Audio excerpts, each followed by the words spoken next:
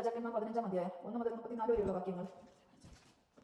അബിയാം നെബോത്തിന്റെ മകൻ ജെറോബോവിന്റെ വാഴ്ചയുടെ 15-ാം വർഷം അബിയാം യൂദായിൽ ഭരണം ആരംഭിച്ചു. അവൻ 3 വർഷം ജെറുസലേമിൽ ഭരിച്ചു. അബ്സലോമിന്റെ മകൻ മാക്കയായിരുന്നു അവന്റെ അമ്മ. പിതാവിന്റെ പാവങ്ങളിൽ അവൻ ഏർപ്പെട്ടു. കർത്താവിന്റെ സന്നിധിയിൽ വിശ്വസ്തനായി പ്രവർത്തിച്ച പിതാവായ ദാവീദിനെ പോലെ ആയിരുന്നില്ല അവന്റെ ഹൃദയം. എങ്കിലും ദാവീദിന് പ്രതിദേയമായി കർത്താവ് അബിയാമിന് കീഴവകാശമാക്കിയ ഒരു പുത്രനെ നൽകുകയും ജെറുസലേമിന് സുസ്ഥിരമാക്കുകയും ചെയ്തു. ദാവീദ് ഹ്യത്യനായ ഈയോയുടെ കാര്യത്തിലൊഴികെ കർത്താവ് കൽപ്പിച്ച യാതൊന്നിൽ നിന്ന് ആയുഷ്കാലത്തിലൊരിക്കലും വ്യതിചലിക്കാതെ അവിടുത്തെ ദൃഷ്ടിയിൽ നീതി മാത്രം ചെയ്തു. അബിയാം ചെയ്ത മറ്റു കാര്യങ്ങൾ യൂദാ രാജാക്കന്മാരുടെ ദിനവൃത്താന്തത്തിൽ രേഖപ്പെടുത്തിയിട്ടുണ്ടല്ലോ. അബിയാമും ജെറോബോമിയും തമ്മിൽ ജീവിതകാലം മുഴുവൻ യുദ്ധം നടന്നു. അബിയാം പിതാക്കന്മാരോട് ചേരുകയും ദാവീദിന്റെ നഗരത്തിൽ സംസ്കരിക്കപ്പെടുകയും ചെയ്തു. അവന്റെ മകൻ ആസ ഭരണമേറ്റു. ആസ ഇസ്രായേൽ രാജാവായ ജെറോബോമിന്റെ വാഴ്ചയുടെ 20-ാം വർഷം ആസ യൂദായിൽ ഭരണം തുടങ്ങി. അവൻ ജെറുസലേമിൽ 41 കൊല്ലം ഭരിച്ചു. അവന്റെ പിതാമഹി അബ്സലോമിന്റെ മകൾ മാക്കയായിരുന്നു. ആസ പിതാവായ ദാവീദിനെ പോലെ കർത്താവിന്റെ ദൃഷ്ടിയിൽ നീതിപൂർവ്വം പ്രവർത്തിച്ചു. അവൻ നാട്ടിൽ നിന്ന് ദൈവപ്രീതിക്കുള്ള ആൺവേശ്യ സമ്പ്രദായം ഉച്ചാരണം ചെയ്തു. പിതാക്കന്മാർ നിർമ്മിച്ച എല്ലാ വിഗ്രഹങ്ങളും നിർമ്മാർജ്ജനം ചെയ്തു. പിതാമഹിയായ മാക്ക അശ്ലേയയ്ക്ക് മ്ലേച്ഛ വിഗ്രഹം നിർമ്മിച്ചതിനാൽ അവൻ അവളെ അമ്മറാണിയുടെ പദവിയിൽ നിന്ന് നീക്കി. വിഗ്രഹം തകർത്ത് കിദ്രോൻ അരുവിക്കരയിൽ ദഹിപ്പിച്ചു. എന്നാൽ അവൾ പൂജാഗിരികൾ നശിപ്പിച്ചില്ല. എങ്കിലും ജീവിതകാലം മുഴുവൻ ആസയുടെ ഹൃദയം കർത്താവിനോട് വിശ്വസ്തത പുലർത്തി. താനും തന്റെ പിതാവും കാഴ്ചയർപ്പിച്ച സ്വർണ്ണവും വെള്ളിയും പാത്രങ്ങളും അവൻ കർത്താവിന്റെ ആലയത്തിൽ കൊണ്ടുവന്നു. ആസയുടെയും ഇസ്രായേൽ രാജാവായ ഭാഷയും തമ്മിൽ നിരന്തരം യുദ്ധം നടന്നു. ഇസ്രായേൽ രാജാവായ ഭാഷ യൂദായ്ക്കെതിരെ പുറപ്പെട്ടു.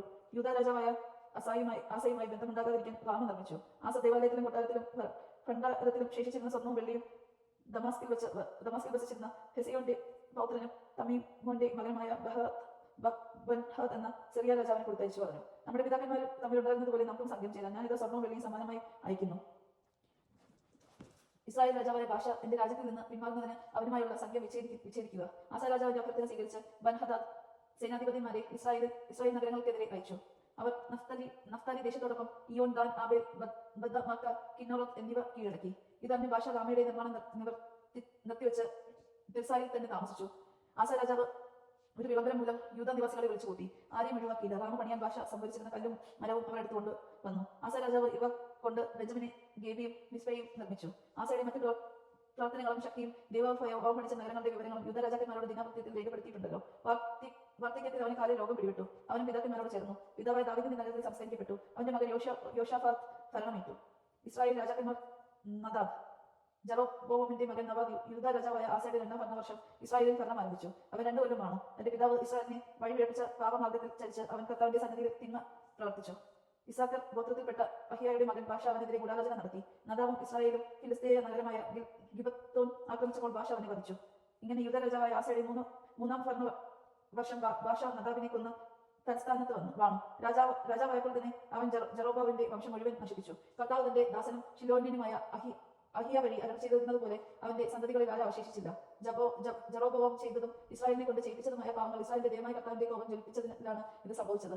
നദാബിനെ കുറിച്ചുള്ള മറ്റു വിവരങ്ങളും അവന്റെ പ്രവർത്തനങ്ങളും ഇസ്രായേൽ രാജാക്കന്മാരുടെ ദിനവൃത്താന്തത്തിൽ രേഖപ്പെടുത്തിയിട്ടുണ്ടല്ലോ. ആസയും ഇസ്രായേൽ രാജാവായ ഭാഷയും തമ്മിൽ നിരന്തരം യുദ്ധം നടന്നു. ഭാഷ യൂദാ രാജാവായ ആസയുടെ 3-ാം ഭരണവർഷം അഹിയായുടെ മകൻ ഭാഷ ഭരണമേറ്റു. അവൻ 24 വർഷം ഇസ്രായേൽ രാജാവായി തിർസായിൽ വാണു. അവൻ കർത്താവിന്റെ സന്നിധിയിൽ തിന്മ പ്രവർത്തിച്ചു. ജെറോബോമിന്റെ മാർഗങ്ങളിലും ഇസ്രായേലിനെ വഴിപിഴപ്പിച്ച അവന്റെ പാവങ്ങളിലും ഭാഷ വ്യാപരിച്ചു. ദൈവജനമാണ് നാം കേട്ടത്. നമുക്ക് ദൈവത്തെ സ്തുതിക്കാം. ക്രിസ്ത്യാനിക്ക് സ്തുതി.